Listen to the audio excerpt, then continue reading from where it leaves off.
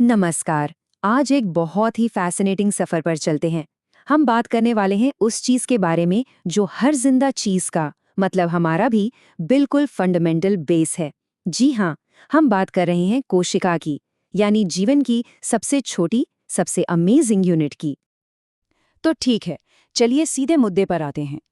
कभी सोचा है कि हमारा शरीर या कोई भी पौधा, कोई भी जानवर आखिर बना किस चीज से है? सोचिए, जैसे कोई बहुत बड़ी इमारत हो जो खरबों छोटी-छोटी ईंटों से बनी हो। तो सवाल ये है कि हमारे शरीर की वो ईंटें, वो हैं क्या? और इसका जवाब है कोशिका यानी सेल। ये जीवन की सबसे छोटी स्ट्रक्चरल और फंक्शनल यूनिट है। मतलब ये वो सबसे छोटा हिस्सा है जिसे अपने आप में जिंदा माना जा सकता है। कमाल की बात है ना कि हर जिंदा चीज इन्हीं कोशिकाओं से बनी है। कितना पावरफुल आइडिया है ये, है ना? अच्छा, ऐसा नहीं है कि हम हमेशा से सेल्स के बारे में जानते थे। ये एक लंबी डिस्कवरी थी। इसकी कहानी शुरू होती है 1665 में, जब रॉबर्ट हुक ने पहली बार कॉर्क में डेड सेल्स को देखा। उन्हें वो छोटे छोटे कमरों जैसे लगे। फिर 1674 में एंटोनी वॉन ल्यूवेनहॉक ने पहली बार जिंदा हिलती डुलती कोशिकाओं को देखा। सोचे, एक पूरी नई दुनिया का दरवाजा खुल गया। और आखिर में 1838-39 में श्लाइडन और श्वान ने सेल थ्योरी दी, जिसने बायोलॉजी की नींव रखी और लाइफ को समझने का हमारा नजरिया ही हमेशा के लिए बदल दिया। तो चलिए अब इस माइक्रोस्कोपिक वर्ल्ड में और अंदर चलते हैं। देखिए, सारी कोशिकाएं एक जैसी नहीं होती। ब्रॉडली स्पीकिंग इन्हें दो मेन टाइप्स में बांटा जा सकता है। ये दो टाइप्स हैं, प्रोकैरियोटिक और यूकैरियोटिक कोशिकाएं। अब इनमें फर्क क्या है? देखिए, प्रोकैरियोटिक कोशिकाएं बहुत सिंपल और छोटी होती हैं, जैसे बैक्टीरिया। इनमें कोई वेल डिफाइंड न्यूक्लियस यानी केंद्रक नहीं होता। उनका जेनेटिक मटेरियल बस ऐसे ही सेल में तैरता रहता है। वहीं दूसरी तरफ यूकैरियोटिक कोशिकाएं ज्यादा कॉम्प्लेक्स और बड़ी होती हैं। इनमें एक प्रॉपर मेम्ब्रेन बाउंड न्यूक्लियस होता है जो जेनेटिक मटेरियल को संभाल कर रखता है। जितने भी पौधे, जानवर और हम सब हैं, वो इन्हीं यूकैरियोटिक सेल्स से बने हैं। और यूकैरियोटिक वर्ल्ड के अंदर भी बड़े इंटरेस्टिंग डिफरेंसेस हैं। जैसे प्लांट सेल्स और एनिमल सेल्स को ही ले लीजिए। पादप कोशिकाएं यानी प्लांट सेल्स ज्यादातर चौकोर होती हैं और उनके बाहर एक सख्त सेल वॉल होती है जो उन्हें सपोर्ट और प्रोटेक्शन देती है। जबकि जंतु कोशिकाएं मतलब एनिमल सेल्स ज्यादा फ्लेक्सिबल और गोल होती हैं। एक और बड़ा फर्क है, प्लांट सेल्स में एक बड़ी सी सेंट्रल वैक्यूल होती है जो पानी स्टोर करती है, और प्लास्टिड्स होते हैं जैसे क्लोरोप्लास्ट जो धूप से खाना बनाने यानी फोटोसिंथेसिस के लिए जरूरी हैं। ये दोनों ही चीजें एनिमल सेल्स में नहीं मिलती। तो अब एक यूकैरियोटिक सेल के और अंदर चलते हैं। इसे एक बिजी शहर की तरह समझिए, जहां अलग अलग स्पेशलिस्ट अपना अपना काम कर रहे हैं। सेल की भाषा में इन स्पेशलिस्ट को कहते हैं अंगक या ऑर्गेनेल्स।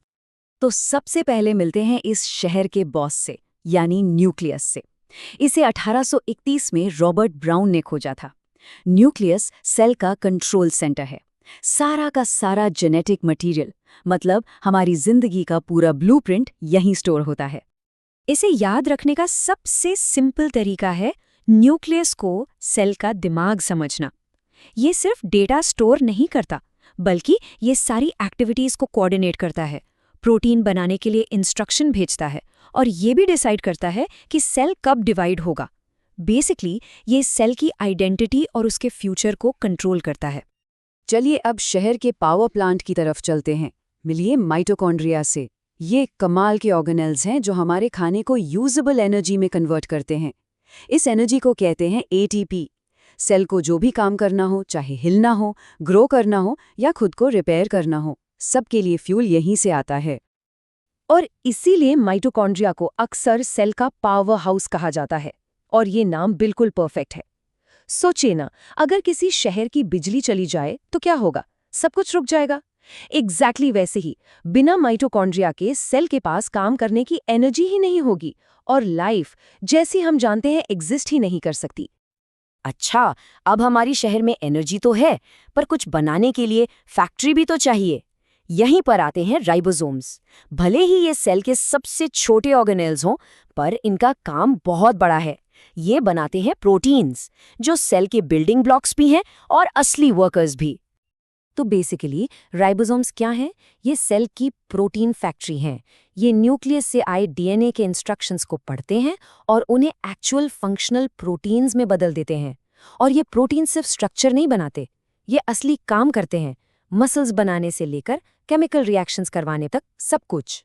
हर बिजी शहर को एक क्लीन अप क्रू की भी तो जरूरत पड़ती है ना? सेल में ये जिम्मेदारी है लाइसोसोम्स की।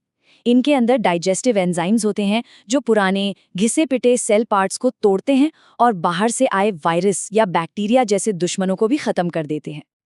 और लाइसोसोम्स का एक और बहुत इंपॉर्टेंट बल्कि ड्रामेटिक रोल है। जब कोई सेल बहुत ज़्यादा डैमेज हो जाता है या बैडली इन्फेक्टेड हो जाता है तो ये लाइसोसोम्स फट जाते हैं और अपने एंजाइम्स को रिलीज कर देते हैं।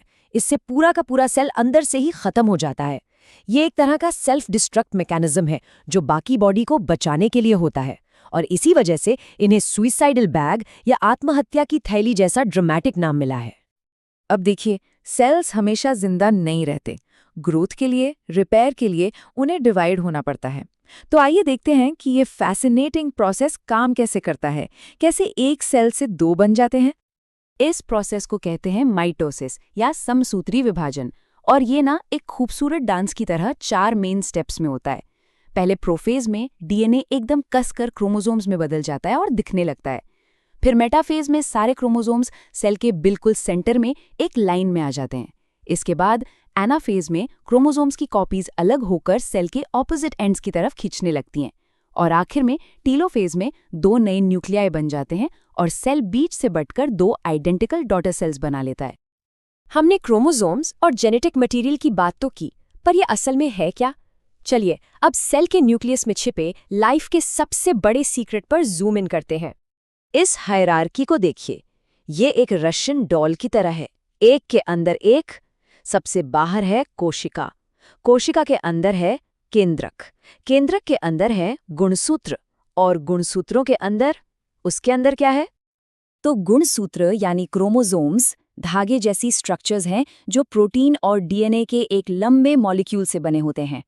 इसमें जो खास प्रोटीन होता है हिस्टोन, वो एक रील की तरह काम करता है जिसके चारों तरफ डीएनए लिपटा होता है।